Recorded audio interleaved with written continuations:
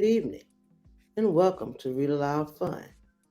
I'm your host, Sherlock Waymyers, a distant relative of the great detective Sherlock Holmes.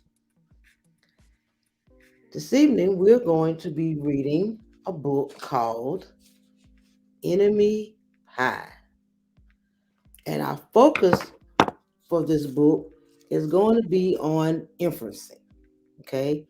And good readers make inferences by using their background knowledge and the text together to improve their comprehension and figure out the things that the author is telling us without saying them directly.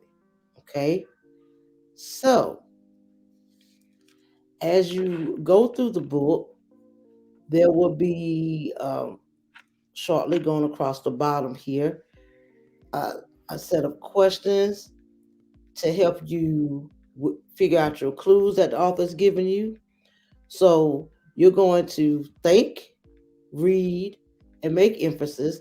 And of course, you should be able to do all of the other things, tell the parliament, the story, various things. All of those things will be on the screen for you. So in this story, the narrator learns something about enemies and friends, and somehow a pie is a part of all of this.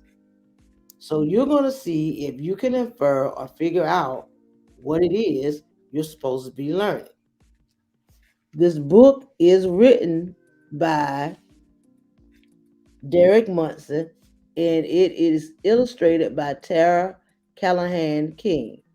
And if you look at the picture at the bottom of the book, it says, "For my best enemy." Hmm, is that what an enemy pie really looks like? Let's find out.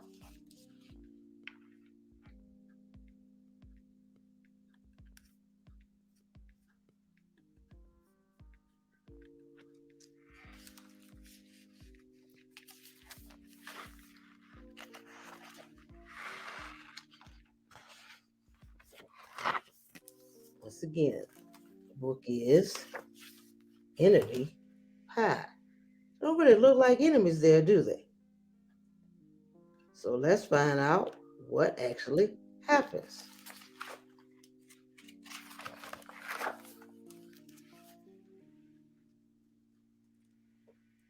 It should have been a perfect summer. My dad helped me build a treehouse in our backyard. My sister was at camp for 3 whole weeks, and I was on the best baseball team in town. It should have been a perfect summer, but it wasn't.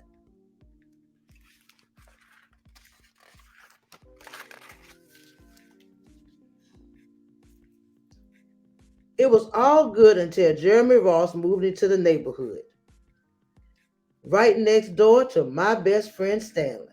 I did not like Jeremy Ross. He laughed at me when he struck me out in a baseball game.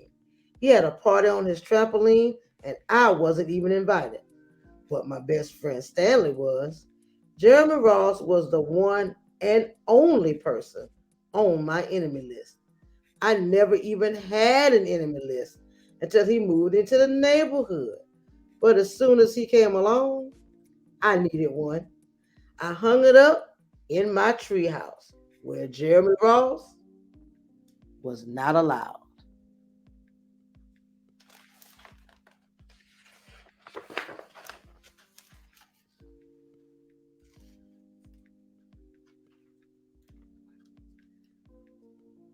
Dad understood stuff like enemies. He told me that when he was my age, he had enemies too, but he knew a way to get rid of them. I asked him, "Tell me how." "Tell you how?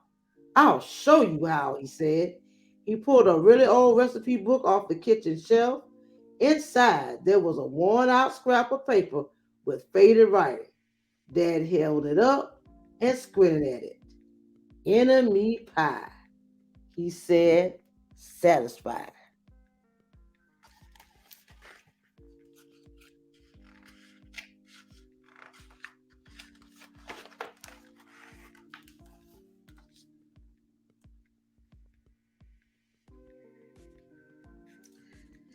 may be wondering what exactly is in enemy pie. I was wondering too. But Dad said the recipe was so secret, he couldn't even tell me. I decided it must be magic. I begged him to tell me something, anything. I will tell you this, he said. Enemy pie is the fastest known way to get rid of enemies. Now, of course, this got my mind working. What kind of things, disgusting things, would I put into a pie for an enemy? I brought Dad some weeds from the garden, but he just shook his head.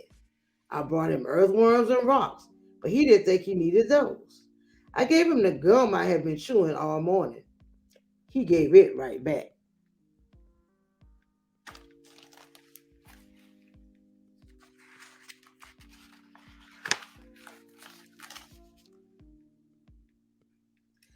I went out to play alone. I shot baskets until the ball got stuck on the roof. I threw a boomerang that never came back to me, and all the while, I listened to the sounds of my dad chomping and stirring and blending the ingredients of enemy pie. This could be a great summer after all. Enemy pie was going to be awful. I tried to imagine how horrible it must smell, or worse yet, what it would look like. But when I was in the backyard looking for ladybugs, I smelled something really, really, really good.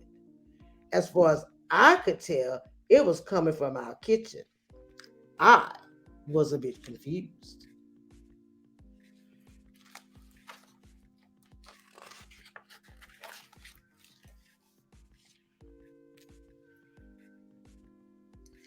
I went in to ask Dad what was wrong. Enemy pie shouldn't smell this good, but Dad was smart. If enemy pie smelled bad, your enemy wouldn't eat it. Smart man. He said. I could tell he made enemy pie before. The buzzer rang and Dad put on the oven mitts and pulled the pie out of the oven. It looked like playing on pie. It looked good enough to eat. I was catching on. But still, I wasn't really sure how this enemy pie worked. What exactly did it do to enemies? Maybe it made their hair fall out or their breath stink. Maybe it made bullies cry. I asked Dad, but he was no help. He wouldn't tell me a thing. But while the pie cooled, he filled me in on my job.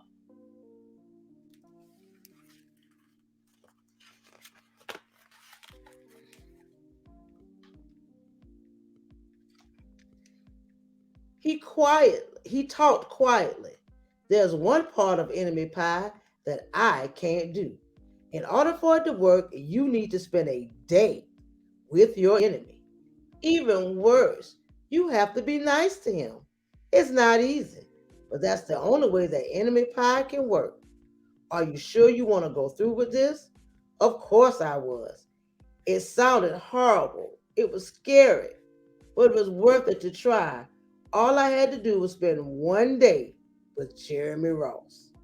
Then he'd be out of my hair for the rest of my life. I rode my bike to his house and knocked on the door.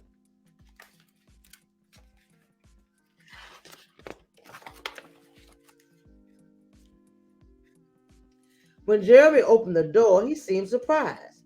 He stood on the other side of the screen door and looked at me, waiting for me to say something. I was nervous. Can you play? I asked. He looked confused. I'll go ask my mom, he said. He came back with his shoes in his hand. His mom walked around the corner to say hello. You boys stay out of trouble, she said, smiling.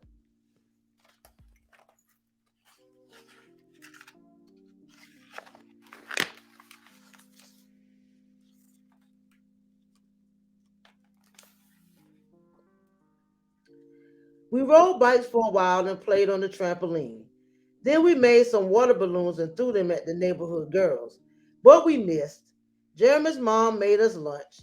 After lunch, we went over to my house. Throwing water balloons, I tell you. It was strange, but I was kind of having fun with my enemy. He almost seemed nice. But of course, I couldn't tell Dad that since he had worked so hard to make this enemy pie. Jeremy Ross liked my basketball hoop. He said he wished he had a basketball hoop, but they didn't have room for one. I let him win a game just to be nice.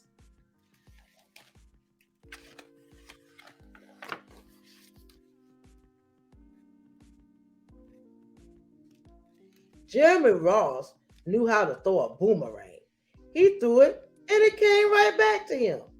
I threw it and it went over my house and into the backyard. When we climbed over the fence to find it, the first thing Jeremy noticed was my treehouse.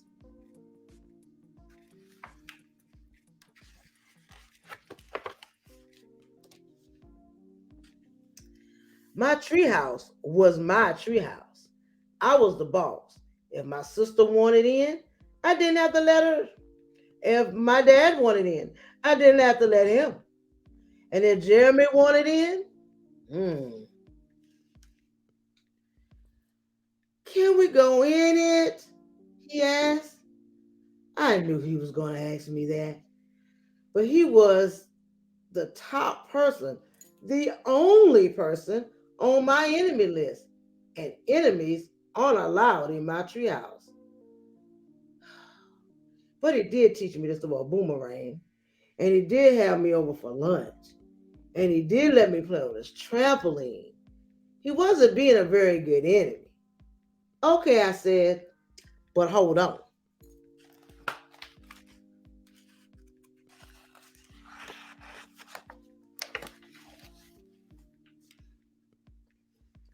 I climbed up ahead of him and tore the enemy list off the wall. There it is back there in the back. I had a checkerboard and some cards in the treehouse, and we played games until my dad called us down for dinner.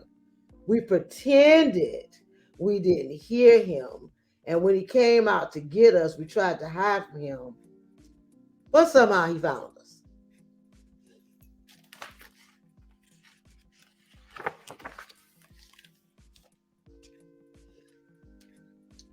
Dad made us macaroni and cheese for dinner, my favorite. It was Jeremy's favorite too. Maybe Jeremy Ross wasn't so bad after all. I was beginning to think that maybe we should just forget about enemy pie. But sure enough, after dinner, Dad brought out the pie. I watched as he cut the pie into 8 thick slices. Dad, I said, it sure is nice having a new friend in the neighborhood. I was trying to get his attention and trying to tell him that Jeremy Ross was no longer my enemy. But Dad only smiled and nodded. I think he thought I was pretending. Mm, sounds like someone is having second thoughts.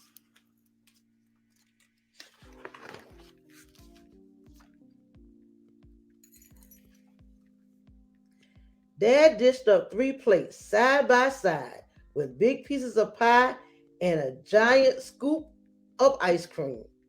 He passed one to me and one to Jeremy. Wow, said Jeremy, looking at the pie. My dad never makes pies like this. It was at this point that I panicked. I didn't want Jeremy to eat the enemy pie. He was my friend. I couldn't let him eat it. Jeremy, don't eat it. It's bad pie. I think it's poisonous or something. Jeremy's fork stopped before reaching his mouth. He crumpled his eyebrows and looked at me funny. I felt relieved. I've saved his life. I was a hero.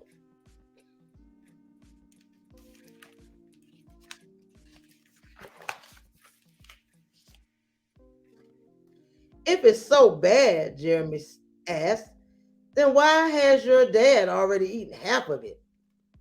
I turned to look at my dad. Sure enough, He was eating enemy pie. Good stuff, he mumbled through a mouthful, and that was all he said. I sat there watching them eat enemy pie for a few seconds. Dad was laughing. Jeremy was happily eating, and neither of them was losing any hair. It seemed safe, so I took a tiny taste. Enemy pie was delicious.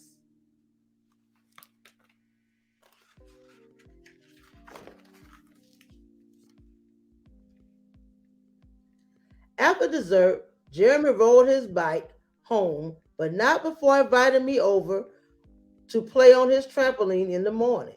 He said he'd teach me how to flip. As for enemy pie, I still don't know how to make it. I still wonder if enemies really do hate it, or if their hair falls out, or their breath turns bad. But I don't know if I'll ever get an answer because I just lost my best enemy. The end. I hope you figured out what the author wanted you to learn and what the narrator learned about enemies and friends and a good old enemy pie. See if you can answer the other questions as well. Until next time, have a great evening and keep reading. Bye bye for now.